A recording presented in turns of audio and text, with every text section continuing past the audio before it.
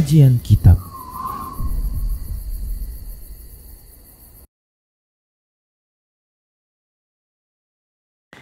Assalamualaikum warahmatullahi wabarakatuh. Innal hamdalillah nahmaduhu wa nasta'inuhu wa nastaghfiruh wa na'udzu billahi min shururi anfusina wa sayyiati a'malina may yahdihillahu fahuwal muhtadi wa may yudlil falan tajida lahu waliyyan mursyida. Asyhadu an la ilaha illallah wahdahu la syarika lah wa asyhadu anna Muhammadan 'abduhu wa rasuluhu alladzi la nabiyya ba'dah. Wa qala Allah subhanahu wa ta'ala ya ayyuhalladzina amanu taqullaha haqqa tuqatih wa la tamutunna illa wa antum muslimun.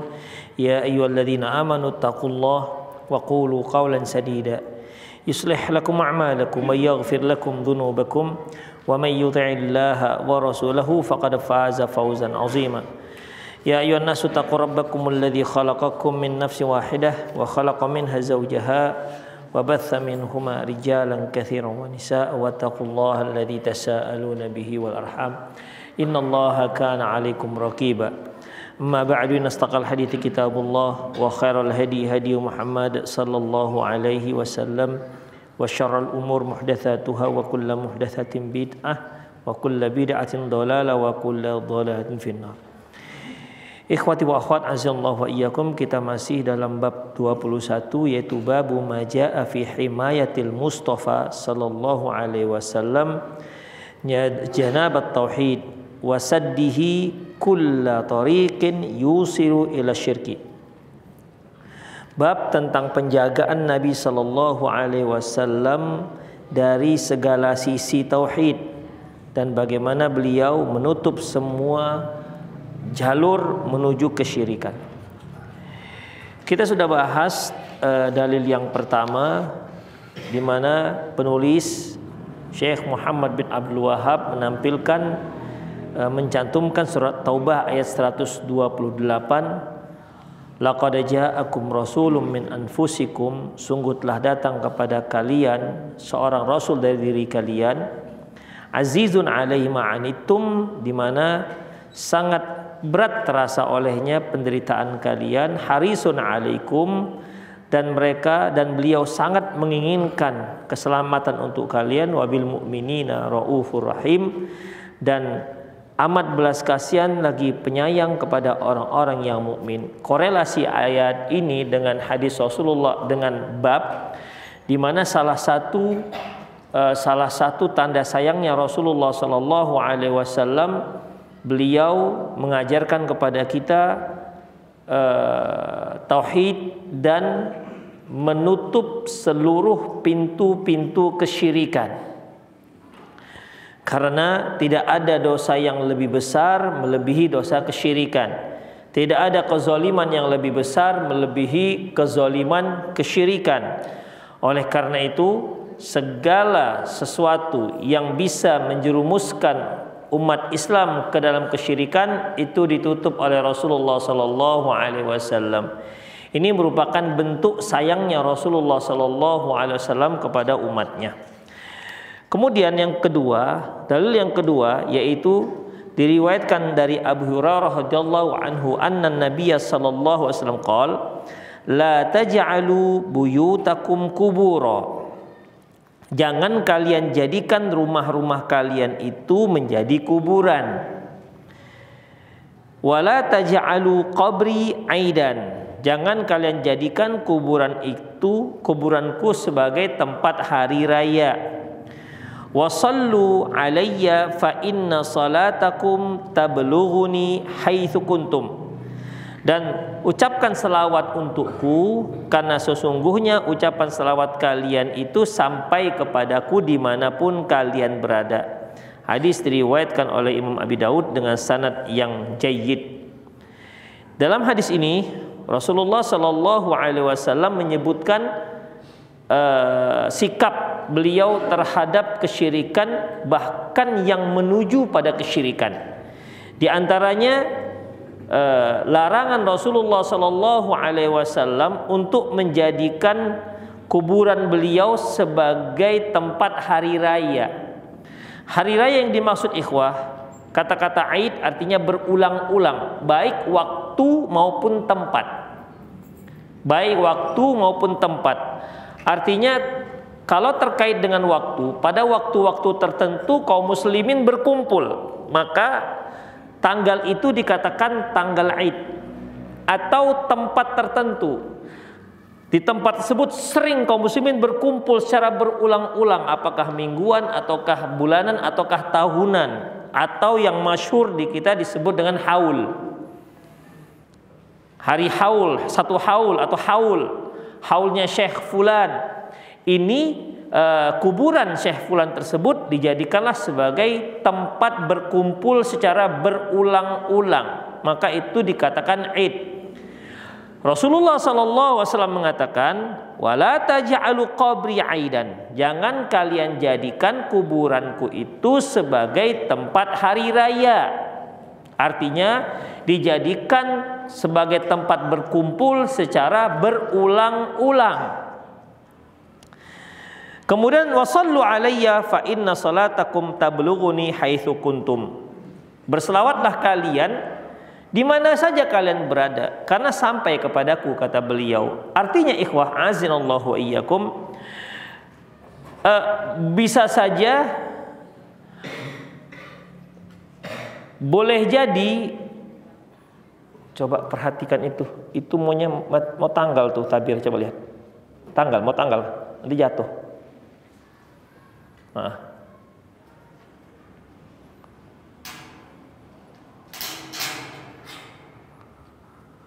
Taib, ikhwah rahimani Allah wa iyyakum. Perhatikan. Ya.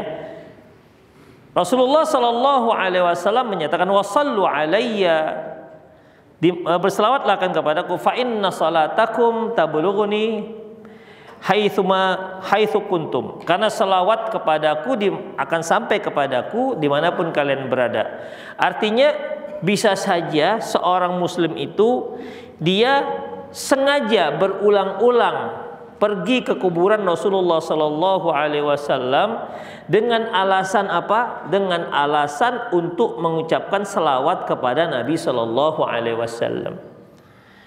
Dengan hadis ini maka terputus niat seperti itu. Artinya tidak perlu kalian berulang-ulang datang ke kuburan Nabi Sallallahu Alaihi Wasallam dengan alasan mengucapkan salawat.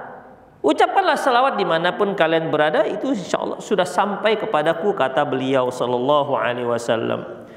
Kemudian beliau juga bersabda, ij'alu min salatikum fi buyutikum wa la tattakhiduha qubura. Jadikanlah rumah kalian itu sebagai tempat salat kalian, jangan kalian jadikan sebagai tempat kuburan. Ikhwah perhatikan, di sini Rasulullah Sallallahu Alaihi Wasallam menyebutkan perbedaan antara rumah dengan kuburan. Ya, menyebutkan perbedaan antara rumah dengan kuburan. Di antaranya ikhwah, beliau mengatakan la taj'alu buyutakum qubura. Jangan kalian jadikan rumah kalian itu seperti kuburan. Jangan kalian jadikan rumah-rumah kalian sebagai kuburan. Apa ciri rumah yang tidak kuburan? Yaitu dengan senantiasa sholat di situ. Jadi artinya rumah yang tidak pernah dilaksanakan sholat di situ, ini berarti rumah-rumah kuburan. Berarti ikhwah, kuburan bukan tempat sholat, itu maksudnya. Ya kalau seandainya sama saja kuburan tempat sholat, rumah juga tempat sholat, tentu hadis ini tidak ada fungsinya. Ya. Jangan kalian jadikan rumah kalian sebagai kuburan. Sholatlah kalian di kuburan. Berarti apa bedanya rumah dengan kuburan? Disinilah Rasulullah Sallallahu Alaihi Wasallam ingin memutus sebagai tindakan preventif saddu dzara'i agar tidak terjadi yang namanya kesyirikan. Dengan cara bagaimana ikhwah rahimallahu wa iyyakum? Dengan melarang sholat di kuburan. Ya. Dengan melarang sholat di kuburan. Kalau kalian mau sholat ya di rumah. Rasulullah juga bersabda, afdalus salatu fi buyutikum. Sebaik-baik sholat ya di rumah kalian. Illal maktubah, kecuali sholat wajib. Kecuali sholat wajib. Selebihnya sholat sunnah itu sebaiknya di rumah, bukan di masjid. Baik. Apa efeknya ikhwah? Efeknya yaitu ini salah satu menghindari agar jangan rumah kita itu menyerupai kuburan. Itu ikhwah, ya. Dilarang menyerupai kuburan. Baik, ikhwah rahimanallahu wa iyyakum. Berarti rumah yang tidak diisi dengan ketakwaan, tidak diisi dengan sholat, tidak diisi juga dengan bacaan-bacaan Al-Quran, ya, maka rumah ini rumah kuburan namanya. Rumah kalau tidak diisi dengan ketakwaan, ya, rumah ini akan senantiasa menimbulkan pertengkaran, masalah-masalah kecil menjadi besar, bertengkar antara suami istri, isi rumah tidak bertakwa kepada Allah Subhanahu wa taala. Dikarenakan apa? Tidak berkahnya itu rumah. Ya, tidak berkahnya rumah. Ikhwah azallahu wa iyyakum. Di sini Rasulullah sallallahu alaihi wasallam menyebutkan wala taj'alu qabri 'aidan. Wala taj'alu qabri 'aidan. Tadi telah kita sebutkan apa yang dikatakan Aid. Kita selalu mendengar Aid itu ya Idul Fitri, Idul Adha. Baik. Secara bahasa ikhwah rahimanallahu wa iyyakum, yang dikatakan Aid dari kata-kata ada ya'udu, aidan, artinya sesuatu yang kembali, ya, sesuatu yang kembali, artinya yang berulang. Kemudian oleh karena itu Id ini bisa terkait dengan waktu seperti Idul Adha dan Idul Fitri, karena dia akan selalu berulang di setiap tanggal 1 Syawal dan setiap tanggal 10 Dzulhijjah. Di setiap tanggal itu maka kaum muslimin berkumpul. Demikian ikhwah, kaum muslimin akan berkumpul, dan termasuk juga di setiap hari Jumat. Di setiap hari Jumat. Jadi Jumat itu termasuk juga Idnya kaum muslimin, tapi Idnya Id setiap Jumat mingguan. Kemudian Id juga bisa berkaitan dengan tempat-tempat tertentu jika dijadikan tempat berkumpul. Ya, bisa jika tempat berkumpul. Kalau kita biasanya di kuburan Syekh Fulan, itu ikhwah, biasanya berkumpulnya itu terkait dengan mungkin hari kematian dia atau mungkin hari kelahiran dia, dan itu biasanya para murid, ya, murid-murid ataupun yang mengikuti madhabnya dia, mengikuti pemahaman dia ataupun keyakinan dia, itu berkumpul di kuburan syekh tersebut. Maka jadilah kuburan ini menjadi Id. Hanya memang nggak disebut Id, disebut dengan bahasa haul. Demikian ikhwah, disebut dengan bahasa haul. Ikhwah, Rasulullah sallallahu alaihi wasallam melarang kita la taj'alu qabri aidan. Jangan kalian jadikan kuburanku itu sebagai tempat berkumpul Id. Sekarang ada orang-orang yang dianggap soleh atau dianggap sebagai wali Allah, mungkin dikarenakan punya keramat-keramat tertentu di saat dia masih hidup, diperlakukan seperti ini. Maka ikhwah rahimanallahu wa iyyakum, ini akan membuka kesyirikan kepada Allah Subhanahu wa taala.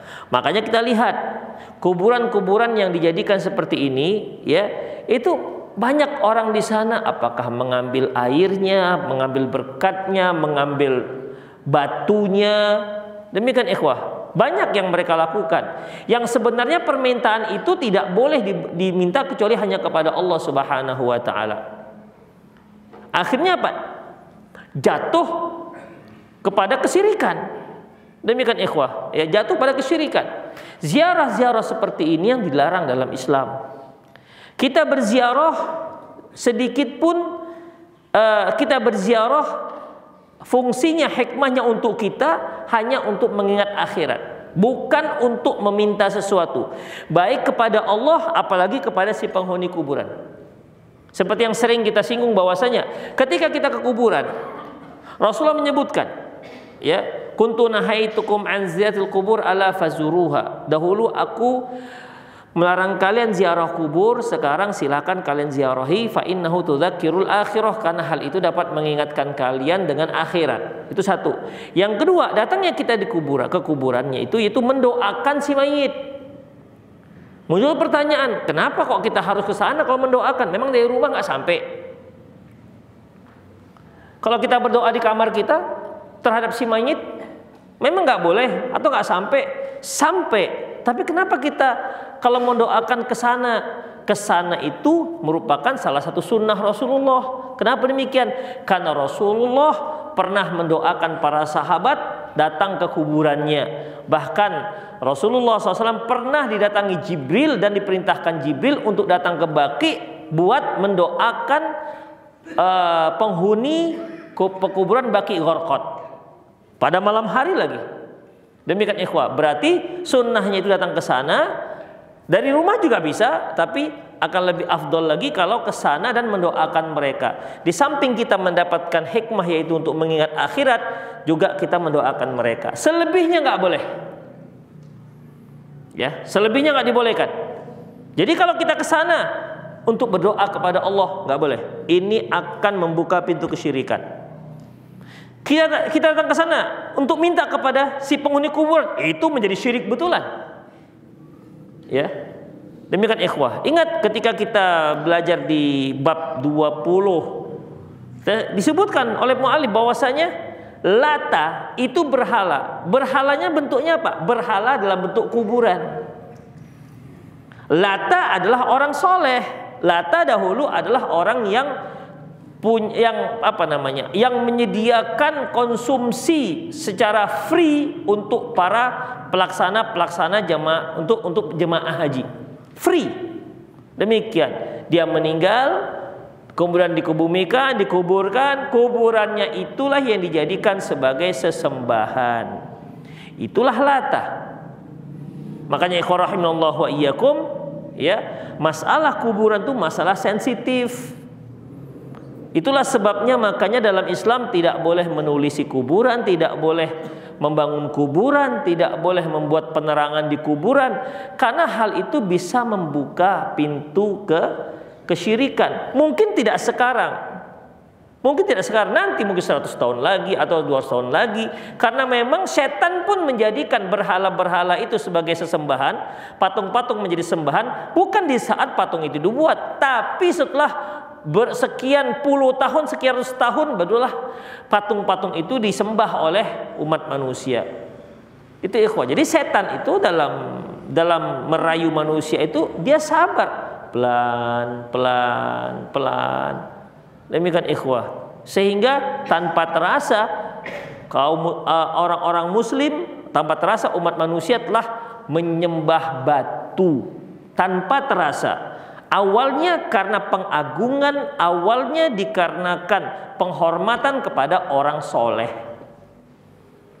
Itu ikhwah. Makanya di dalam buku yang berjudul sebelumnya, salah satu pembuka pintu kesyirikan al-ghulu fis salihin, berlebihan dalam menyanjung, mensikapi orang-orang yang dianggap soleh.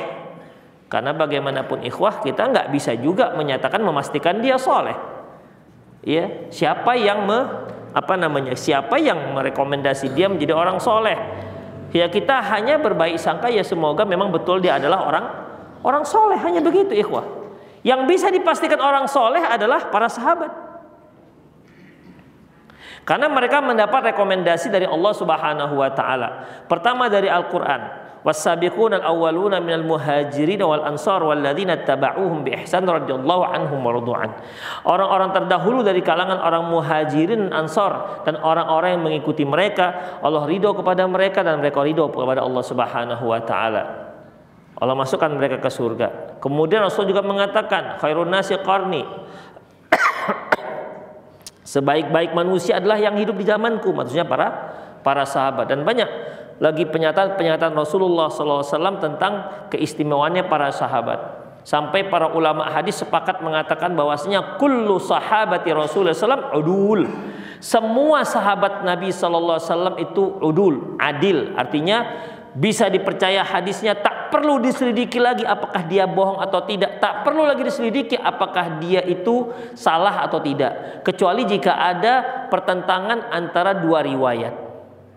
Demikian ikhwah rahimanallahu wa iyyakum. Tapi setelah mereka tabi'in perlu diteliti. Takwa apa tidak dia? Apakah dia kuat hafalan apa tidak? Demikian. Setelah generasi sahabat diteliti orangnya dengan sangat ketat. Itulah dia ikhwah rahimanallahu wa iyyakum. Jadi oleh karena itu kalau ada orang yang pergi ke kuburan selain dua hal ini, pertama untuk mengingat akhirat, yang kedua untuk mendoakan orang yang di kuburan, jika ada selain daripada itu, itulah pembuka pintu kesyirikan, bahkan bisa terjerumus pada kesyirikan. Demikian ikhwah. Itulah dia. Kesana ambil berkah batunya misalnya, atau ambil berkah airnya misalnya, itu gimana? Seperti yang telah kita pelajari di bab keberapa di buku yang pertama, bahwasanya ketika kita mengambil berkah, maka konsep yang pertama yaitu harus ada dalilnya dari Quran dan Sunnah Rasulullah SAW. Tidak boleh kita katakan ini masjid ini berkah. Jadi gimana caranya? Kita gosok-gosokkanlah lidah kita di dindingnya. Demikian. Wah, ini air ini berkah. Jadi terus bagus ini kalau sering diminum ini bagus ini. Demikian. Ikhwah harus berdalil, baik dari Al-Quran maupun dari Sunnah Rasulullah Sallallahu Alaihi Wasallam. Wallahu yakhluqu ma yasha' wa yakhtar. Allah menciptakan apa saja yang Dia kehendaki, wa yakhtar, dan Allah mengistimewakan di antara makhluk-makhluknya. Yang kedua, harus mengetahui, harus ada dalil bagaimana cara mengambil berkahnya. Demikian. Ka'bah berkah enggak ikhwah? Berkah. Terus bagaimana cara ngambil berkahnya? Tawaf, ada Hajar Aswad dicium, kemudian ketika tawaf ada rukun yaman diusap. Itu caranya ikhwah. Adapun dinding yang lain, bisa nggak kita ngambil berkah? Kita cium atau dijilat dinding itu, jilat sampai ujung. Demikian. Kita katakan salah. Ka'bah berkah, tapi nggak begitu. Demikian ikhwah rahimanallahu wa iyyakum. Maqam Ibrahim berkah. Buktinya kita disuruh setelah tawaf itu untuk sholat di belakang makam Ibrahim. Wattakhidhu min maqami Ibrahim musalla. Jadikanlah sholatlah kalian di belakang makamnya Nabi Ibrahim. Terus caranya ya sholat di belakangnya. Tidak ada dicium-cium, tidak ada digosok-gosokkan pipi di kaca kerangkengnya itu, tidak ada seperti itu. Dan kita lihat bagaimana dicium-cium, makanya dijaga di situ ikhwah. Tapi itulah dijaga di sini, muter dia di sini, dikejar ke sana, lari dia kemari. Demikian. Itu kacanya sampai buram ikhwah, nggak tahu kena jigong semua mungkin. Demikian. Siapa suruh dicium? Itu nggak ada sunnahnya dicium. Demikian. Digosok-gosok juga nggak pernah, nggak ada. Terus kemudian dinding Hijr Ismail nggak ada. Itulah dia. Makanya demikian juga ke yang lain. Demikian ikhwah rahimanallahu wa iyyakum. Apalagi berkah misalnya seperti yang pernah kita pelajari, air Zam-Zam, gimana berkahnya? Untuk mendapatkan berkahnya, pertama jelas ada air Zam-Zam itu berkah. Rasulullah pernah mengatakan bahwasanya ma'u Zam-Zam lima syuriba lahu. Air Zam-Zam itu sebagaimana yang diniatkan meminumnya. Anda mau niatnya apa? Niatnya mau pintar, minum. Ya. Niatnya apa? Niatnya supaya nggak lupa hafalan, minum. Apalagi niatnya supaya supaya sehat, minum. Terserah. Bahkan ada sahabat atau tabi'in, lupa saya, dia minumnya supaya dia kepingin jadi gubernur. Minum jadi ikhwah. Demikian ikhwah. Jadi kalau mau jadi caleg gimana? Kalau dia menjadi anggota DPR gimana? Minum. Ya kalau semua minum, para calon-calon ini mungkin yang paling banyak minum ya lah. Yang paling kuat lah. Siapa kira-kira? Demikian ikhwah, sampai seperti itu.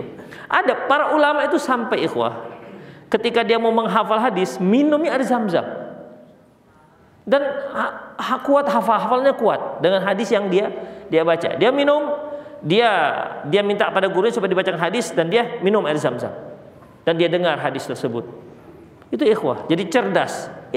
Itu keistimewaan air Zam-Zam. Itu caranya. Nah, begitu caranya. Jadi bukan direndam kain umroh, kemudian setelah direndam dengan air Zam-Zam, dijemur, lantas nanti ketika dia meninggal wasiatnya dikapankan dengan kain umroh. Terus maksudnya apa? Supaya diringankan azab neraka? Nggak ada sama sekali. Enggak Ustaz, hanya penghematan supaya nggak beli lagi. Gimana? Boleh, tapi tengok itu kain umrohnya, ada nggak nama travelnya di situ? Iya kan, jangan sampai ada nama travelnya di situ. Demikian. Oh, ini umroh travel fulan gitu. Demikian ikhwah. Jadi dalam masalah ini kalau Anda mau mengambil berkah apa saja, apa pertama kaidahnya?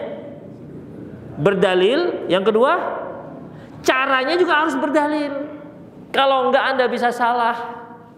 Ya, kalau enggak bisa salah dalam mengambil berkah tersebut. Seperti yang pernah kita bahas, ada yang berkahnya berupa berkah itu waktu, ada berupa tempat, ada berupa benda. Ya kan, yang sudah kita pelajari.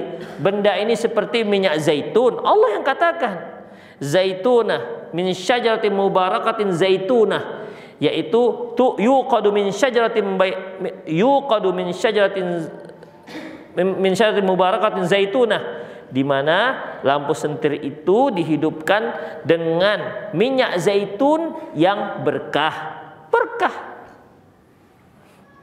Zaitun berkah. Jadi minyak sawit enggak perlu dalil. Enggak ada yuqadu min syajaratin sawitan, enggak ada. Ya, enggak ada. Demikian. Jadi dalam masalah ini karena berdalil. Kurma berdalil. Apalagi ikhwah, ya tinggal dalil. Walaupun ada buah-buahan yang lebih enak daripada kurma, lebih enak daripada buah zaitun, kalau nggak berdalil nggak bisa katakan berkah. Durian misalnya, nggak ada kan dalilnya. Coba cari durian dan rambutan, lebih manis mana? Rambutan binji atau kurma ajwa?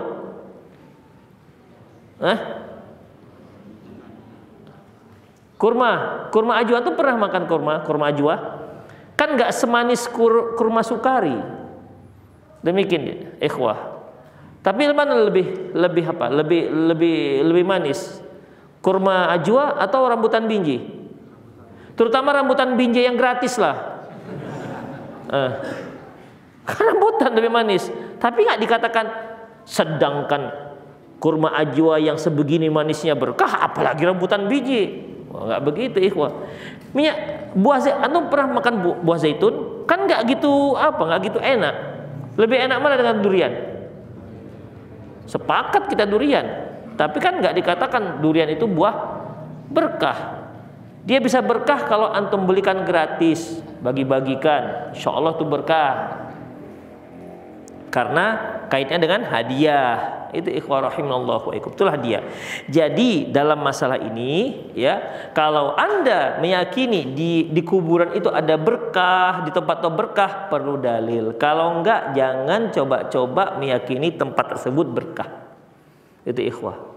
Termasuk dijadikan tempat berdoa. Termasuk dijadikan tempat berdoa di kuburan. Saya mau berdoa kepada Allah, tapi di samping kuburan fulan. Kita katakan, kenapa Anda jauh-jauh ke kuburan berdoa? Masjid Abu Bakar saja dekat, di situ aja kalian berdoa, ngapa jauh-jauh ke sana? Itu ikhwah. Ya, jadi dalam masalah ini kita lihat bagaimana Rasulullah Shallallahu Alaihi Wasallam menutup semua jalur yang menuju pada kesyirikan. Taib. Kalau kita lihat ikhwah rahimallahu wa iyyakum, la taj'alu qabri aidan. Jangan kalian jadikan kuburanku sebagai tempat id, artinya tempat yang kalian datangi berulang-ulang. Wa sallu alayya fa inna salatakum tablughuni haitsu kuntum.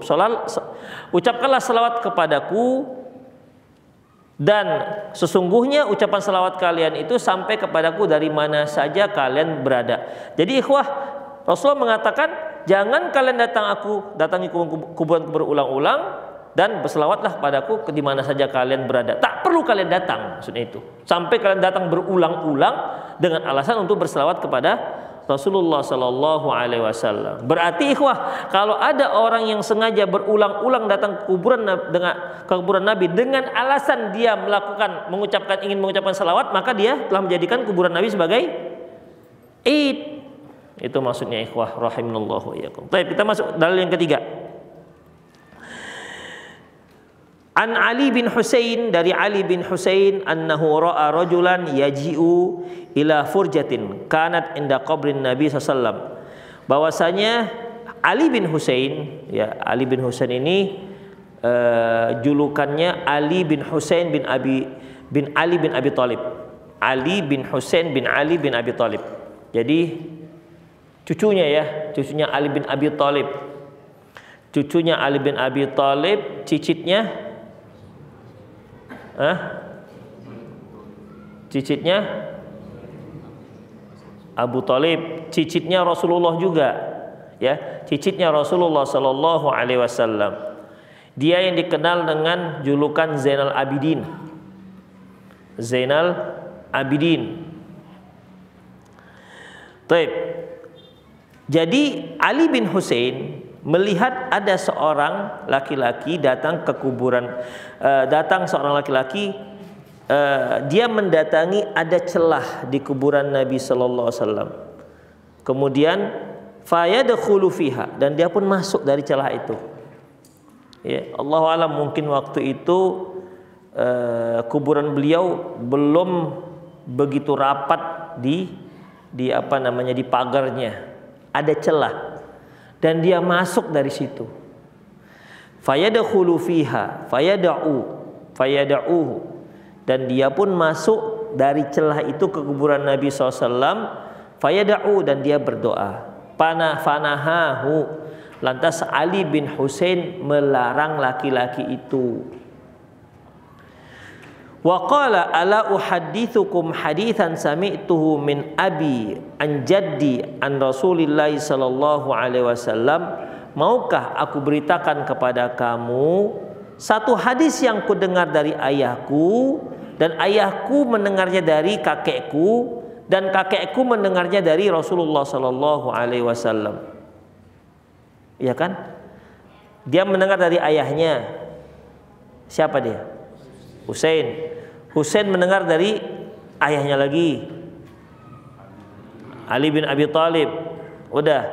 Kemudian Ali bin Abi Thalib mendengar dari Rasulullah sallallahu alaihi wasallam. Jadi ini hadisnya an Ali bin Husain an Ali an Rasulillah sallallahu alaihi wasallam. Kalau dahulu ikhwah biasa orang membuat nama kakek, nama ayah, nama cucu sama. Seperti Ibnu Hajar Asqalani, itu Ali bin Ali bin Ali. Coba perhatikan. Ibnu Hajar pernah dengar kan? Yang nulis kitab Bulughul Maram, kitab Fathul Bari, itu Ali bin Ali. Banyak Ali-alinya. Kalau kita kan, kalau kakeknya namanya Ali, kalau bisa namanya anaknya jangan Ali lagi.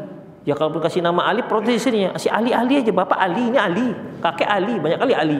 Nanti kan dipanggil Li, semua nyaut, kakek, anak, semua nyaut. Demikian ikhwah. Jadi jarang kita itu memberikan nama nama yang sama. Demikian ikhwah. Tapi pada dasarnya boleh. Pada dasarnya dibolehkan, tak masalah. Persamaan, adanya sama antara nama kakek, ayah dan anak. Kemudian ikhwah, beliau bersabda, la tattakhidhu qabri aidan, janganlah kalian jadikan kuburanku itu sebagai id. Wala buyutakum kubura, dan juga jangan kalian jadikan rumah kalian kuburan. Wasallu alayya, dan salawatlah kalian kepadaku. fa inna taslimakum yablughuni haitsu kuntum. Sesungguhnya ucapan salam kalian kepadaku sampai kepadaku dimanapun kalian berada. Demikian ikhwah rahimani Allahu wa iyyakum. Ikhwah, ini dulu lah ya untuk malam ini. Ada yang mau bertanya silakan. Silakan.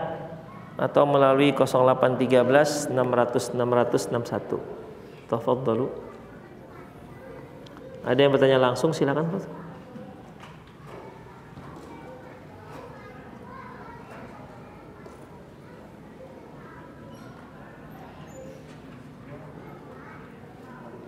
Iya, nggak ada pertanyaan, pulang masih jam 9. Ya.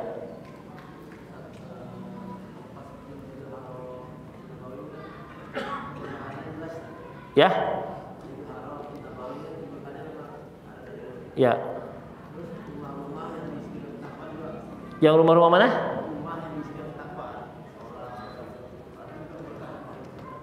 Ya.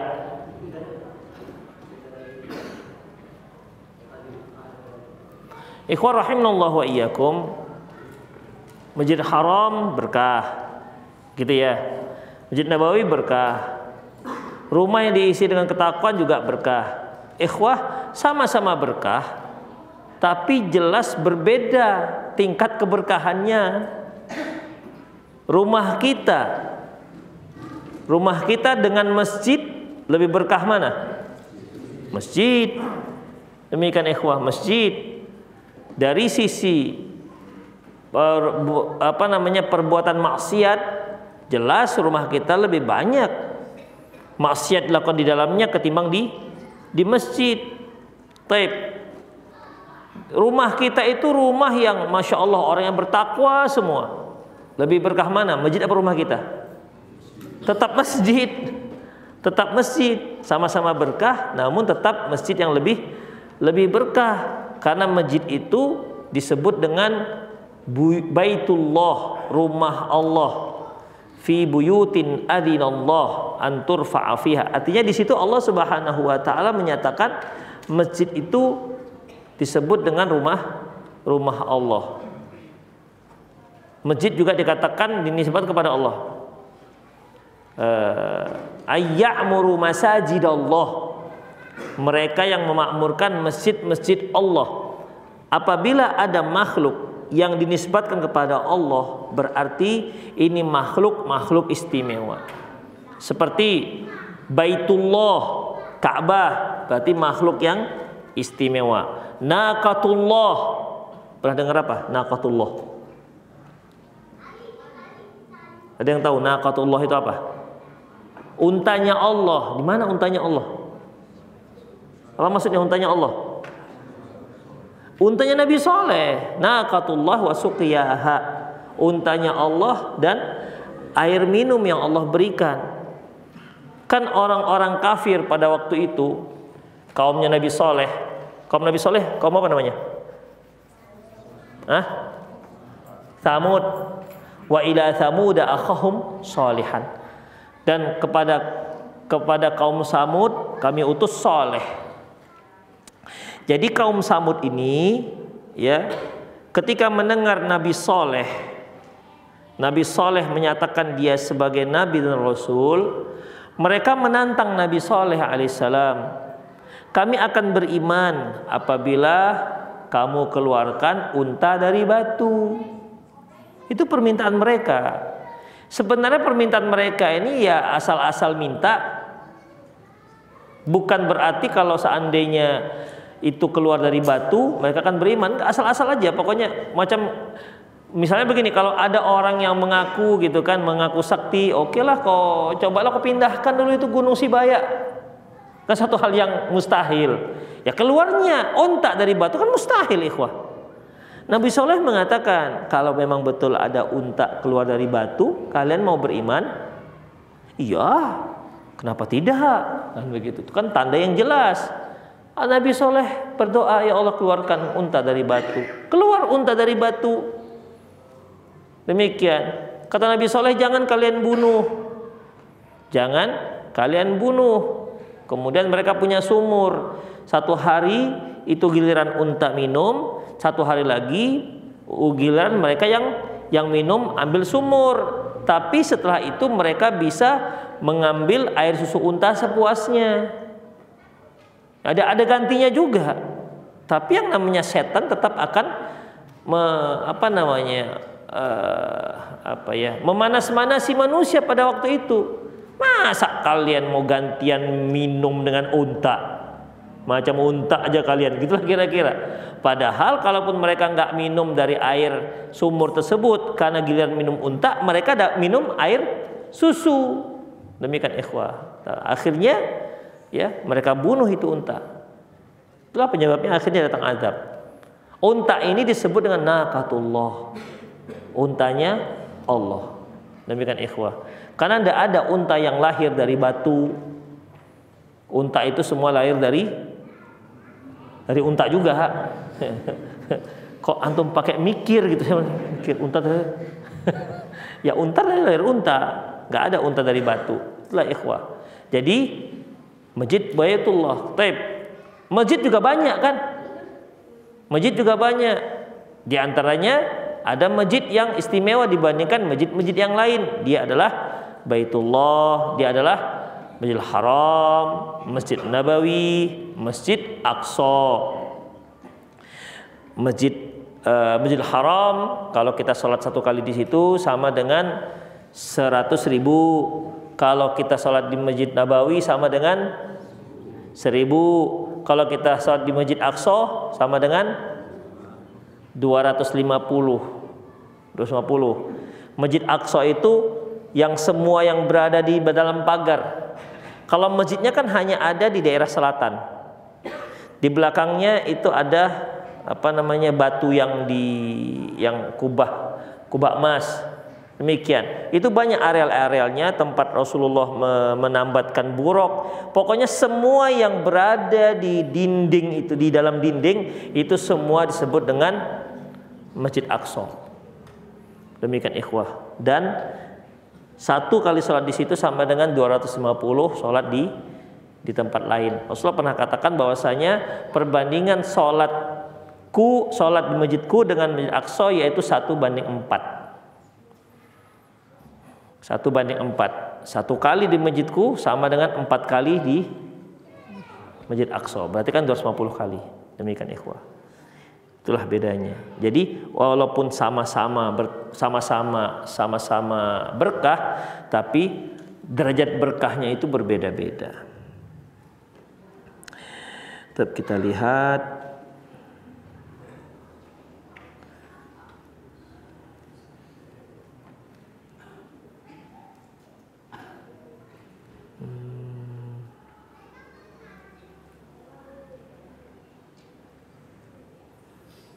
Assalamualaikum Ustaz. Apakah boleh kita meminjam gelang emas istri 10 gram dan kita kembalikan 15 gram gelang emas, 5 gram sebagai hadiah dan tanpa kesepakatan sebelumnya? Ikhwah,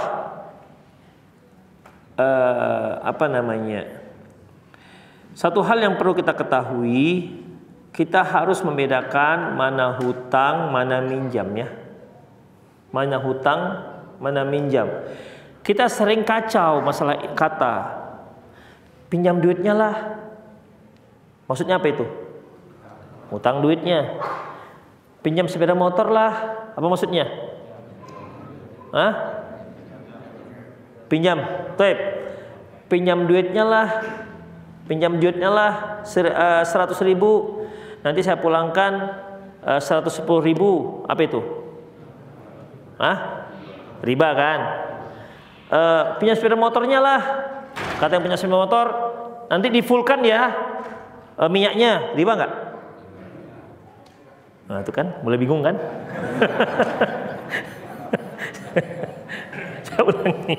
Saya ulangi. Kalau yang kita pinjam itu duit, ya. Saya pinjamlah 100.000, nanti saya pulangkan 110.000. Riba nggak? Riba. Atau yang si peminjam nanti pulangnya 110.000 ya. Siap katanya kan, itu riba. Saya pinjam sepeda motor. Boleh pinjam sepeda motor 1 hari, boleh. Tapi ini nggak ada isinya. Nanti pulang-pulang antum fullkan ya tangkinya. Siap. Nah, itu gimana? Riba nggak? Loh, sama-sama lebih, sama-sama minjam. Hah? Iya, yang pertama itu hutang, yang ini minjam. Kita sering bingung dengan antara minjam, tapi sama-sama minjam ya. Minjam yang pertama itu artinya hutang, minjam kedua betul-betul minjam.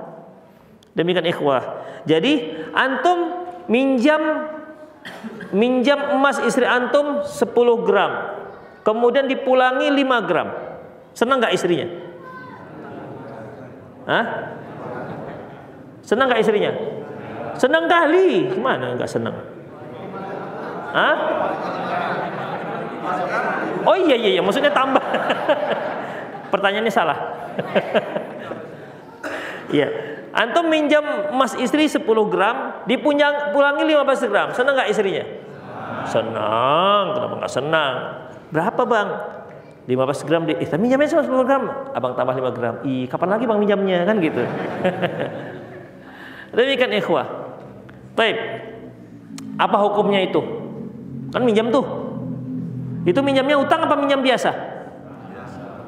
Oh, ada khilafiyah di sini. Minjam biasa, utang, khilafiyah. Ada khilafiyah tadi. Baik. Itu gimana jadinya? Boleh nggak? Minjam emas itu sebenarnya minjam apa utang? Hah? Utang. Demikian. Memangnya antum minjam emas itu ada 2 ikhwah.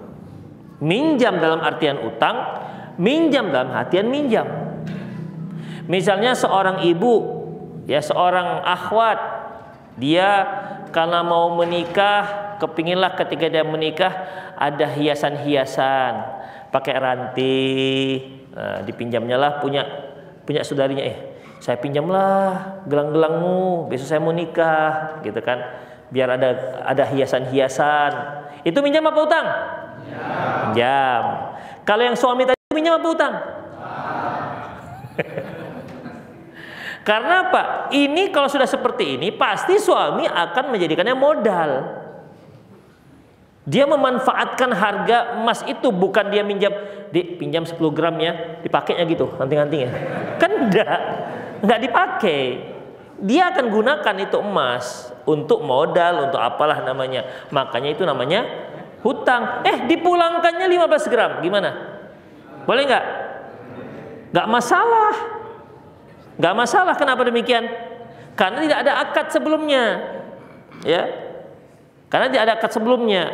Kalau ada akadnya pakai apa namanya, kedip-kedip mata, misalnya minjamnya 10 gram aja, boleh bang. Tapi testi lah, tahu sama tahu, siap katanya. Itu sudah riba. Demikian ikhwah rahimanallahu ya. Jadi ingat, bedakan antara minjam dengan hutang.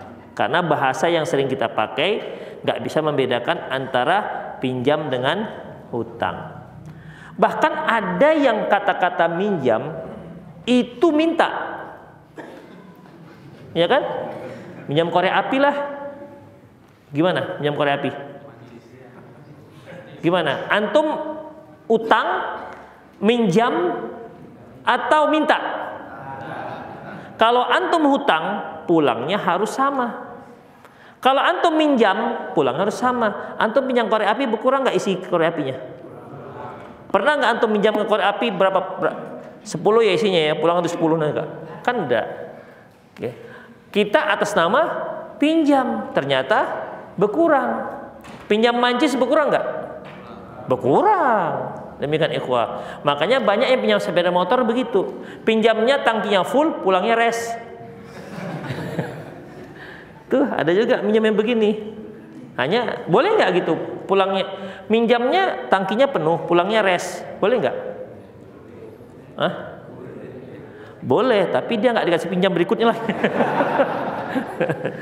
Paling res gitu. Tadinya V tadinya kan, pulang-pulang gitu kan. Oh ya udahlah, gimana lah buat nanti minjam lagi nggak dikasih gitu kan. Itu ikhwah ya. Jadi bisa harus beda-bedakan antara meminjam dengan hutang. Ada yang mau nanya? Dadah. Jika imam salat subuh kunut subuh, apakah kita makmum boleh menyelisih imam untuk tidak mengangkat tangan? Ini nggak habis-habis pertanyaan ini ya. Nggak habis-habis pertanyaan ini. Ikhwah, Syekh Ibrahim Ar-Ruhaili, Profesor Dr. Ibrahim Sulaiman Ar-Ruhaili, beliau menyebutkan, apabila Anda meyakini kunut subuh itu sunnah, Anda harus ikut imam. Apabila Anda meyakini bahwasanya kunut subuh itu khilafiyah, maka Anda wajib ikut imam. Tapi kalau Anda meyakini kunut subuh itu bid'ah, Anda tak perlu ikut imam. Itu dia. Antum yang mana terserah.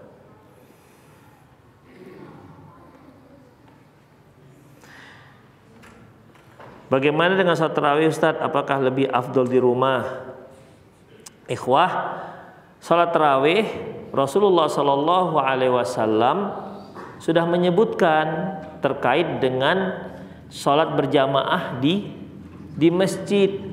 Rasulullah salat sehari, hari kedua, hari ketiga, hari keempat beliau nggak keluar. Pada pagi harinya beliau keluar dan beliau ditanya oleh para sahabat, kenapa anda nggak keluar ya Rasulullah? Apa jawab beliau? Khasyitu an tufrada alaikum. Aku khawatir ini nanti menjadi wajib. Itu ikhwah. Jadi mana lebih afdol? Kita sholat tarawihnya di rumah atau di masjid? Ya di masjid. Apalagi semakin banyak jamaahnya semakin besar pahalanya. Demikian ikhwah. Tadi memang ada hadis yang menyebutkan bahwasanya afdalus sholat fil buyut illa maktubah. Sebaik-baik sholat itu di rumah kecuali sholat wajib. Sholat hari raya lebih bagus di lapangan atau di rumah masing-masing? Memang lagi COVID antum. Kalau COVID masih bisa. Kemudian sholat minta hujan, sholat gerhana di mana seharusnya? Ya kan itu menunjukkan bahwasanya ada sholat-sholat tertentu yang memang dilaksanakan berjamaah bersama kaum muslimin atau di masjid. Allahu a'lam bissawab.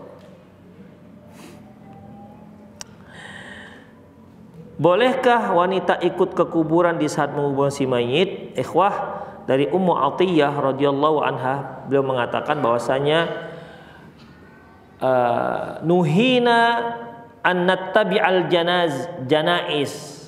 Kami dilarang untuk mengikuti jenazah walam ya'zam alaina. Tapi beliau tidak tegas melarangnya. Beliau melarang tapi beliau nggak tegas melarangnya. Artinya melarangnya itu sepertinya antara iya dan tidak. Dari sinilah para ulama mengambil kesimpulan bahwasanya wanita itu boleh mengikuti jenazah sampai ke kuburan, tapi hukumnya makruh. Hukumnya makruh, bukan haram. Kemudian ikhwah, ketika kita mengikuti jenazah, ada yang berjalan kaki dan ada yang berkendaraan. Untuk yang jalan kaki, maka dia boleh di belakang, boleh kiri, boleh kanan, dan boleh di depan. Tapi karena judulnya mengikuti jenazah, yang afdol adalah di belakang. Adapun yang berkendaraan tempatnya di belakang jenazah, bukan di depan.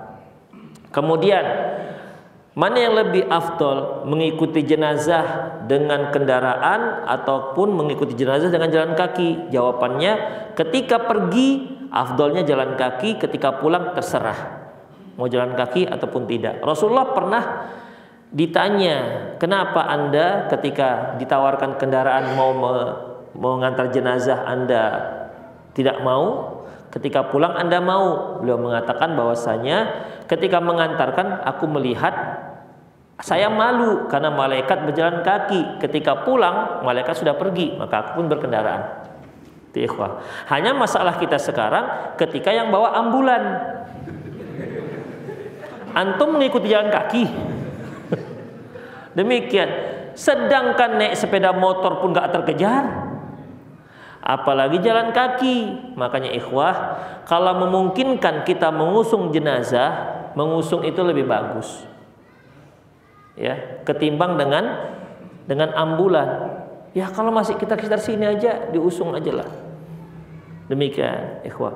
Tapi masalahnya kita sekarang nggak banyak yang mengusung. Kalau dulu maulah. Demikian. Ayo kita usung aja yuk, ayo. Diam semua. Pura-pura nggak dengar gitu kan. Ya udah masuk ambulan aja lah daripada nggak ada yang mau membawa lagi. Itu masalah kita. Kalau dulu masih iya. Saya dulu orang tua saya dari Sukarami ke Katamso. Diusung itu. Sukarami masuk Jalan Halat, Katamso, diusung semua. Paling paten kali dulu ada gerobak kerenda kan, ada rodanya, masih bisa kita ikuti. Kalau sudah pakai ambulan itu ikhwah, jadi kita tidak lagi mikirkan akhirat, mikirkan apa? Ambulan mana ambulannya? Udah kehilangan ambulan kita, apalagi kita nggak tahu tempatnya, tempat kuburannya. Demikian ikhwah. Kalau dulu yang bawa mayat itu dulu 20 tahun yang lalu itu jenazah mana yang pakai begitu?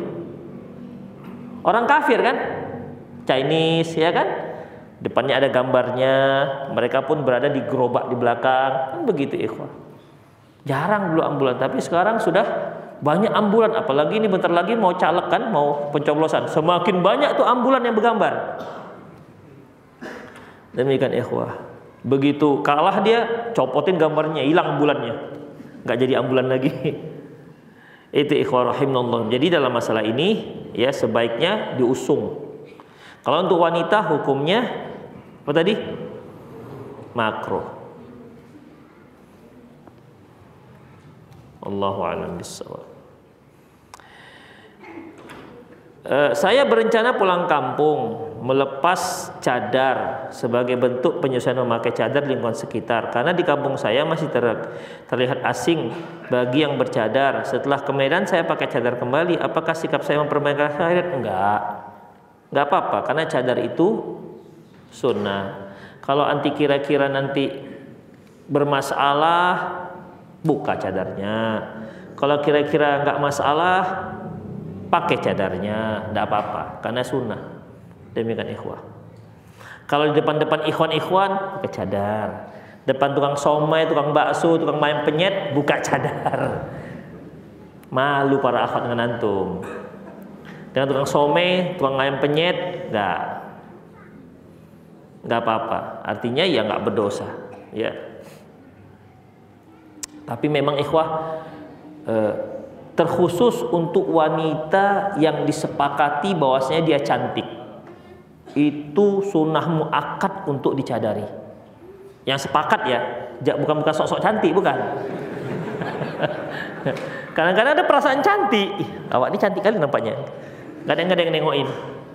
Demikian. Yang sudah sepakat, kan kalau cantik itu kan ikhwah, ada yang sudah disepakati, ada khilafiyah, ya kan? Ada yang khilafiyah. Istrinya itu cantik loh. Mana cantik gitu kok cantik gitu. Ada yang sudah sepakat.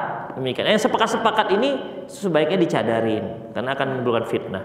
Demikian ikhwah. Kalau antum sepakat gantengnya gimana? Dicadarin? Nah, enggak. Jangan sosok ganteng lah pokoknya. Tip. Ustadz, bagaimana hukum ikut VCCV? Aduh, nggak tahu saya ini apa VCCV.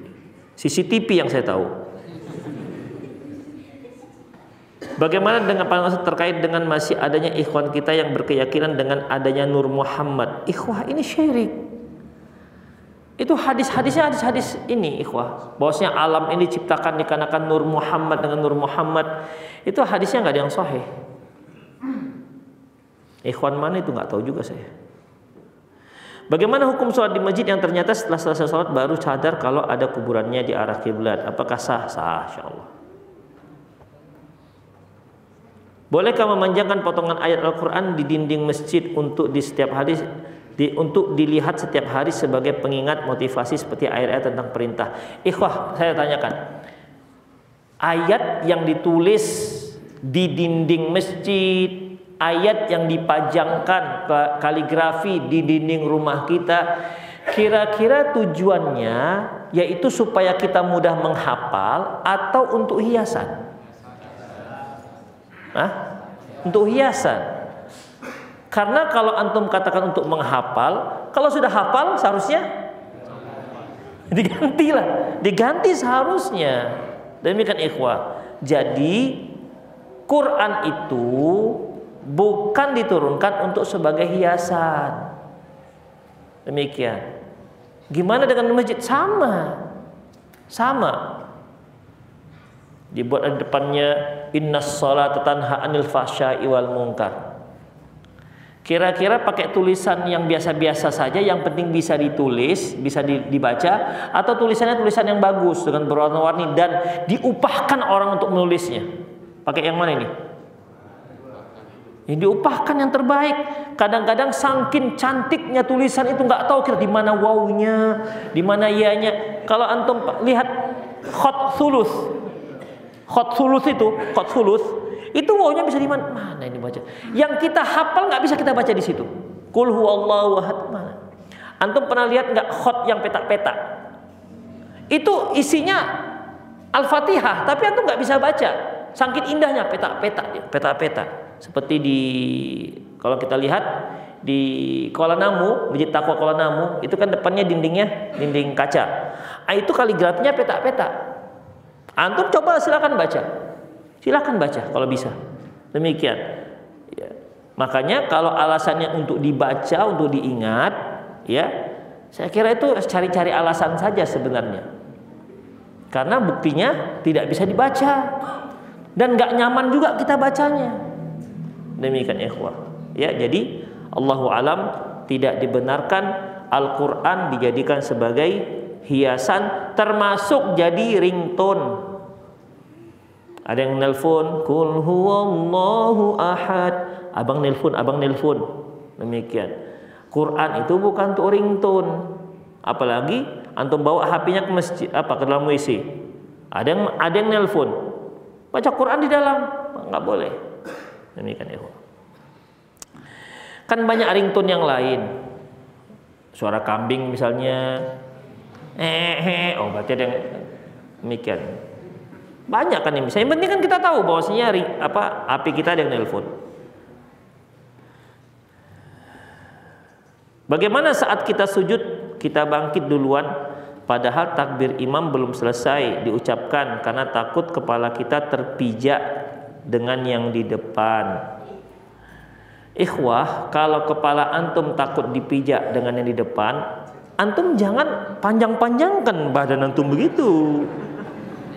Demikian, bukan dipijak, didudukin pun. Demikian. Ya kalau takut dipijak ya antum agak mundur sedikit begitu. Jadi ketika kita sholat berjamaah, ikhwah, terkadang kita juga harus diagak-agak. Kan sunnahnya kalau kita sholat sujud itu kan ketiak terbuka, kemudian siku jauh dari rusuk. Antum sholat berjamaah, Allahu Akbar. Ya leher kawan di sinilah dia nanti. Mana bisa?